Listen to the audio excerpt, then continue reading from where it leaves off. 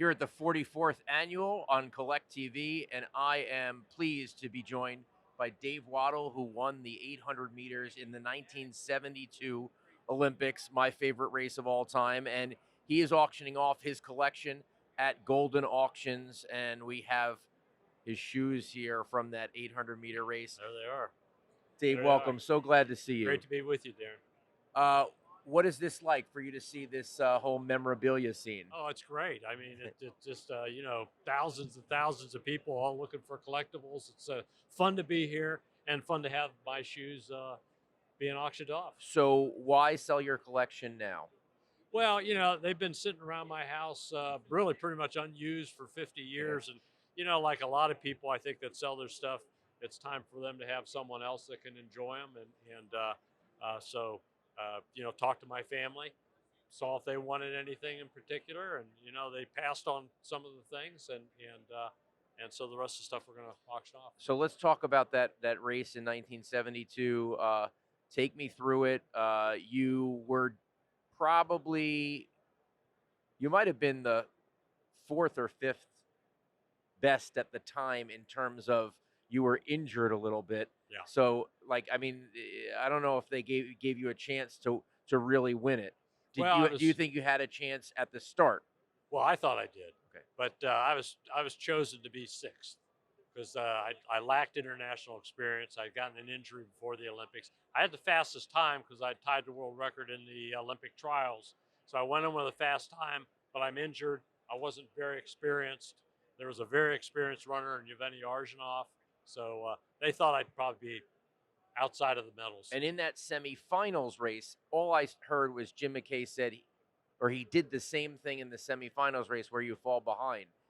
Yeah. Were you similarly that behind? I was actually. The semis was a trademark. Well, it wasn't a trademark, but an interesting race because with 100 meters to go in the race, I was in an unbelievable box. I had someone in front of me, everybody around me, and behind me. I had no place to go to kick. I was unable to kick, but the runner that was in front of me came out of that final turn and moved out to the second lane to elbow the guy out, and the first lane opened up like the parting of the Red Sea, and I just shot down amazing. there. And that's your trademark. So the famous race where from like 150 meters out, you're coming from last to first, basically. Yeah. What did that feel like? Well, it was tense. It was it wasn't like it was euphoric all the way through. When I got to the top of the stretch, I was in fourth place, so I wasn't even in the medal. And we stayed very similar halfway down the home stretch, so I really didn't even know if I was going to get a medal. And then I suddenly got up to Robert Uku, started falling back a little bit. I was able to pass him. I thought I could get Mike Boyd for second for a silver medal. I really didn't think I had a shot at Yevgeny Arjunov until maybe 5 meters from the finish line. And then after the race, people were like, what the hell just happened? Yeah, I did too. Did you know you won? I thought I had won because, Darren, when I've crossed the finish line, that peripheral vision, I didn't sense anybody next to me because Arjunov had fallen right over the finish line. So I thought I won. I raised my arms. And your hat didn't count, right? Your hat didn't call. Chest. Right, it's chest. Yeah, chest.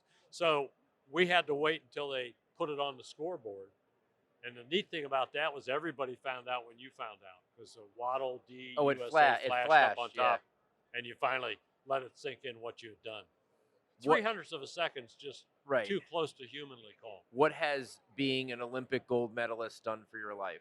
Oh, it's changed my life. My life, there's no doubt, my life is totally different as soon as I crossed that finish line and won the gold. It opened doors for me I would never have had. It builds tremendous confidence in someone. You hit something that's a struggle and you go, hey, you got through it. Oh, well, that race, I don't think anyone. And then I guess recent fame in that, I did some of it, but just putting it out and the IOC putting it out, like the last 5 or 6 years, you're more famous than ever. Yeah, I think it started with YouTube in 07 because the race was never seen before that time. So I was forgotten. But then people saw the race on YouTube, and one thing led to another. All right, tell me about these shoes. $10,000 minimum bid at Goldin. Yep. Just take me through these actual shoes right now. Well, they're one of a kind. So I met with the Adidas reps inside the Olympic Village, and they basically sat down and said, "We'll make you a pair of shoes. Just tell us what you want." And so I had an idea. I think this is similar to the Adidas Sprint of what I wanted. I wanted a flexible pad, a spike pad. I wanted minimal heel. I'm a heel toe type runner, padding, and other than that, I wanted it super light. And so they put this together, put And a spike plate with 7 spikes, all which right, is illegal yeah, back yeah. then. It's not, we got to hear about this one. Yeah, So there's 7 spikes here on the bottom. 7 used to be. There's 6 now. Right. Okay. Yeah, All right. So you're running along, and it's the finals, and you come out with the shoes. How did they discover anything? yeah. Well, I'm in the tunnel, getting ready to go out. They make the announcement. You're going to walk out for the finals in 7 minutes, and I'm putting my spikes on, and and I have them up like this, and the official looks at him and goes, "Well, you got 7 spikes. You'll be disqualified if you step on the And track. you have It's never illegal." heard that. Never That was heard an it. IOC only rule. Yep. Well, Okay. it was for the Munich Right. Olympics, Right. probably IOC, but I had run the prelims and the semis with 7 spikes in there, and they never caught me. Right. And then they said, "Well, I didn't have a spike wrench. You can't get them out unless you have a spike wrench." Andy Carter from Great Britain had a spike wrench. He says, "Here, I'll let you use this," and I used it. I took it out. And Man, went you out. wouldn't have. You wouldn't have been alive today if you couldn't run that final race. Yeah, can That you would imagine no, them saying you got no, one spike you no, can't get out of your no, shoe? no. But also, as you know, Darren, before you get ready, you're trying to get mentally prepared to have a curveball. It thrown takes you to out. you. It takes you It out. takes you out of your Yeah. zone, and you're in a panic mode, like I'm not going to be able to run. And so it was tough, but it also got my adrenaline going. There you go. So we have other items in the Golden auction. We have the hat when you beat Steve Prefontaine in the Yeah, mile. yeah.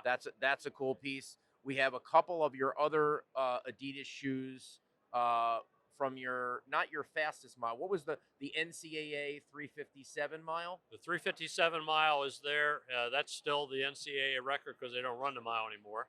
It's always nice. It's always nice to get a record before they quit running it. Yeah, but you know what? At 357, what like maybe an Alan Webb or someone, but like I don't know that 354. I mean, it wouldn't have been beaten by that much. Well, now if they open it up, it'll be broken into prelims. Right, They're right, running a lot right. faster.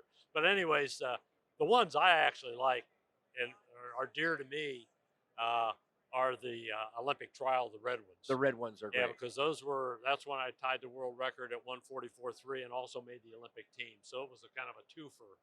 And then the other pair that's, I have three big races. The first time I ran a sub 4 minute mile. For a miler, that's euphoria. You just can't believe it. I was on cloud 9 for 10. That's the white meteors is when I broke the 4 minute. The red ones when I tied the world record, and then these for the Olympics. So those are, and they happen to be red, white, and blue. So Yeah. they're patriotic. That's amazing. Dave Wottle, thanks so much Thanks, man. and Great good luck. talking with you again. Auction, Golden Auctions closes August 3rd. You'll see letters from Bill Bowerman. You'll see the shoes from Dave Wottle, the hat, and then and I'm gonna buy the hat from the race when you give it up. I'm number one, baby. I'm gonna buy it.